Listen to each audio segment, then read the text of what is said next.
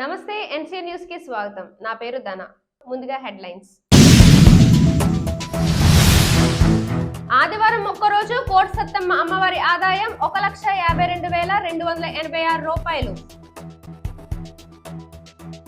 తూర్పుగోదావరి జిల్లా నిడదవోలు మండలం తిమ్మరాజుపాలెం గ్రామంలో వేంచేసి ఉన్న శ్రీ కోట సత్తమ్మ అమ్మవారి దేవస్థానం నందు ఆదివారం అమ్మవారు ప్రత్యేక అలంకరణలో దర్శనమిచ్చారు. అమ్మవారిని దర్శించేందుకు భక్తులు ఉదయం నుండి క్యూ లైన్ లో వేచి ఉన్నారు.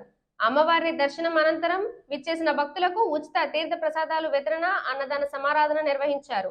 ఆదివారం ఒక్కరోజు అమ్మవారి ఆదాయం దర్శనం ద్వారా 26,940 రూపాయలు, అన్నదానం ద్వారా 6,631 రూపాయలు, ప్రసాదం ద్వారా 25,195 రూపాయలు, ఇతర టికెట్ల ద్వారా 93,520 రూపాయలు, మొత్తం నికర ఆదాయం 1,52,286 రూపాయలు లభించినట్లు ఆలయ ఈవో బల్లా నీలకంఠం తెలియజేశారు. భక్తులకు ఏ విధమైన అసౌకర్యం కలగకుండా ధర్మకర్తల మండలి సభ్యులు గాజుల రంగారావు, ఆయనేడి వెంకటకృష్ణ, రేలంగి మారుతి శివభాస్కర్ రావు, ఆలయ ప్రధాన అర్చకులు SVKA శర్మ పర్యవేక్షించారు.